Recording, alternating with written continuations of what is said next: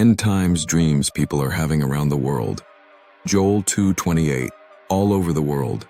People from different nations, languages, even religions, are waking up from the same dreams. Tsunamis, darkness, trumpets, the sky splitting, Jesus coming in glory, and the cry of a voice, "He's coming soon." This isn't fiction, it's fulfillment. In the last days, says the Lord, I will pour out my spirit. Your sons and daughters will prophesy. Your old men will dream dreams. Joel 2:28. God is speaking, not just through preachers, but through the dreams of children, strangers, former atheists, and broken hearts. Why? Because time is short, Jesus is near, and the Spirit is waking up the sleeping. Don't ignore the warnings. Don't silence your soul. These dreams are not just dreams. They are a global whisper from heaven. Get ready.